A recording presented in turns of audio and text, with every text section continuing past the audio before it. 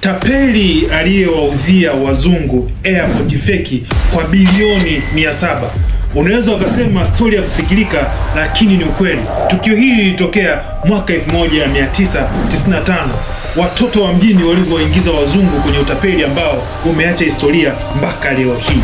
Watu wengi Tanzania washakutana na wahuni wanaowapigia simu mara tuma kwenye namba hii, lakini pia wahuni pia huwa wanapiga simu kujifanya kuwa ni customer care wa mitandao fulani, na wanawapiga wahusika hela nyingi sana. Lakini hii story nawapa ilitokea mwaka 95 ambako meneja wa benki alipokea simu ya watu waliofanya utapeli mkubwa wa bilioni 700. Ilikuwa meneja wa benki kubwa sana Brazil inaitwa Moro Estate.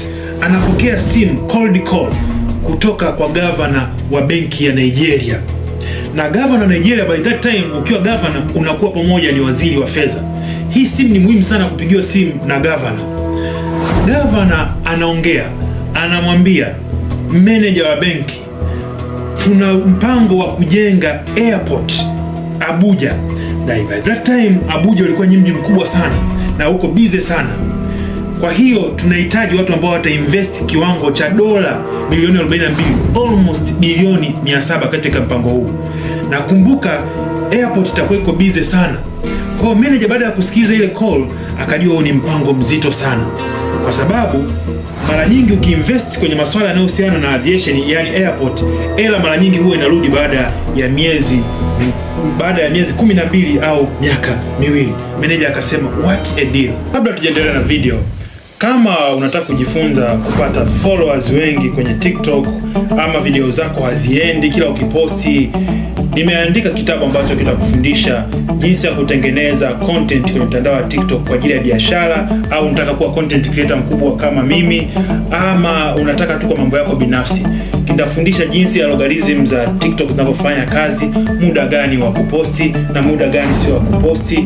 Nimefundisha strategy nzima ya masuala ya TikTok. Kitabu hiki kitakusaidia kukuza akaunti yako haraka sana. Kitabu kinauzwa shilingi 9,900 tu. Na kama unakitaka, bonyeza linki kwenye bio yangu hapo, au pia kama wewe ni mtazamaji kutoka Facebook, angalia nimeweka kwenye comment. Asante sana. Governor akaendelea akamwambia, ukikubali kuinvest kwenye ujenzi wa airport ya Nigeria, sisi tutakupa dola milioni 10, ambayo ukiconvert kwa Kitanzania utapata bilioni 20 kama 10% ya kukubali mpango huu.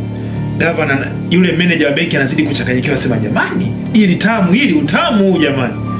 Manager ambacho alikuwa ajui ni kwamba alikuwa anazungumza na Emmanuel Nude, tapeli ambaye amejifanya governor wa benki. Na huyu ndo aliyemuingiza mkenge manager wa benki ya Moro Estate Brazil. Emmanuel Nude ni nani?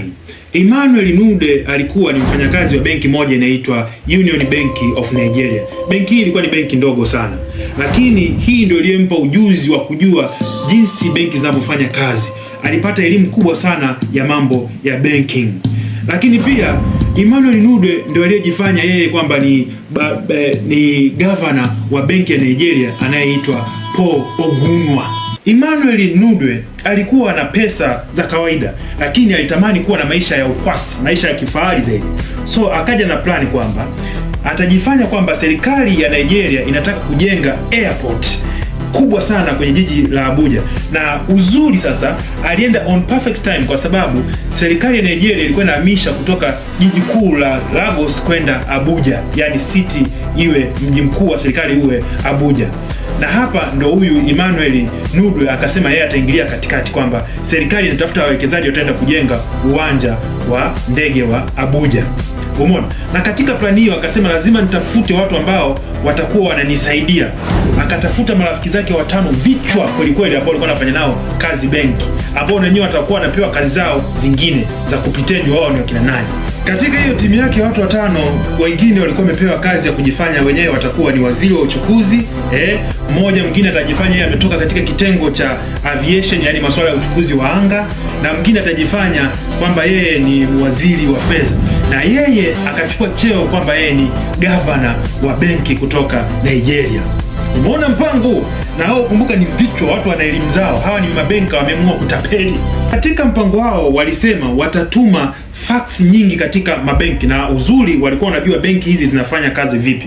Kwa hiyo walikuwa wanatumia fax. By that time huduma ya fax, nadhani watoto wa 2000 mkoa mwijui, kuna huduma fulani ambayo ilikuwa inatumika sana miaka ya nyuma inaitwa fax. Sasa hawa wakina Emmanuel Nude walituma fax kwenye mabenki mbalimbali duniani kwamba wanajifanya nye serikali ya Nigeria inatafuta mwekezaji kutoka nje ya nchi ambaye atawekeza katika ujenzi wa ile airport ya Nigeria, Abuja. Watoto wa mjini waache wakiwa wanataka na jambo lao. Na hii moja hapo ya hii fax ilienda kuikuta hiyo benki ya Northwest Brazil. Nelson Sakaguchi. Huyu Nelson Sakaguchi alikuwa ndio bosi kitambi manager wa benki ya Northwest Brazil, yani manager. Huyu alipokea ile fax na akaonyesha kwamba yuko tayari kuinvest. Akawavutia waya. Nakumbuka benki yao pia ilikuwa inatafuta uwekezaji mkubwa ambao utarudisha return kwa haraka, yani faida kwa haraka. Kwa walivyoona huu mradi na airport, mara nyingi airport ikijenga, kwa sababu airport zinakuwa ziko busy, zinarudisha faida haraka haraka. Akasema what a deal. Akawavutia waya. Na baada ya kuwavutia waya, wale wakina Nelson Nude wakasema tayari kuna mzee kashaingia kingi. Na pale mwanzoni niliwaambia kwamba wakina Emmanuel Nude walimpanga sana huyu manager wa benki Nelson Sakaguchi. Na moja ya kitu ambacho walimpanga ni kwamba watampa dola milioni 10 endapo atairuhusu benki yake iinvest katika mradi wa airport ya Nigeria, Abuja. Lakini Nelson Sakaguchi akasema usijali, mimi nitakuja, lakini nataka tuonane face to face, tuanze kusaini mikataba. Wakina Nelson Nude akasema hii ni siri kubwa sana. Hili swala litaanza baada ya miaka 3 ndio ujenzi utaanza. Kwa hiyo tumesambaza hizi fax, tunatafuta wawekezaji. Na kumbuka hii swala ni la siri, haliruhusiwi kujulikana duniani kwamba Nigeria inataka kujenga airport kubwa Abuja. Kwa hiyo hili ni swala bado liko katika mchakato. Ushaelewa? Hivyo kama unataka kukutana na sisi, huwezi kukutana na sisi Nigeria, kuna waandishi wa habari, lakini pia hatuwezi kukutana na wewe huko Brazil. Itabidi tukutane London, Uingereza. Umeona watoto wa mjini walivyo wakali, na walijua kabisa kukutana Nigeria anaweza akashtukia issue, kwa sababu anaweza wakajua kwamba wale sio magavana. Na walijua wakienda kule wapi, kule Brazil, wanaweza wakashtukiwa, kwa sababu pia wanaweza wakasema hebu tuangalie governor wa Nigeria ni nani, ana sura lipi. Wakaona tukutane London, tukamtengenezee London. Watoto wa mjini wakasema hili ni dili kubwa, lazima tuende kisomi. Wakala suti, wakapendeza vizuri, na kufika London walifika kwenye hoteli ya 5 star, bonge la hoteli. Lakini pia Nelson Sakaguchi alipofika, walimuingiza kwenye chumba cha gharama sana kwenye hoteli ya 5 star. Ushaelewa? Na wenyewe wamekuja pale wamenyuka suti ile ile. Wakajitambulisha kwamba Nude akajitambulisha kwamba yeye amekuja pale kama governor wa benki, lakini pia ameongozana na mawaziri wanaohusika masuala ya uchukuzi. Yeye ameongozana na timu ya watu 5 ambao wamekuja kusaini mikataba. Ukiangalia kwenye 5 star hotel watu wamenyuka suti, na kumbuka umelipiwa mpaka hela ya kuja na ndege, lakini pia umelipiwa na pakulala. Akasema kweli hii ni serikali ya Nigeria iko serious. Wakaanza kumpanga taratibu. Wakamwambia meneja, kwa sababu hili swala ni la siri na hizi pesa zinahitajika cash, ushaelewa? Lakini pia hata sisi tutakupa ile dola milioni 10 cash, you understand? Sasa basi hizi hela itabidi uanze kutupa sisi, utuwekee kwenye akaunti mbalimbali, kwa sababu ili swala ni la siri na wewe utachukua ile dola milioni 10. Naye akipiga hesabu anapewa dola milioni 10 sasa na bilioni 20.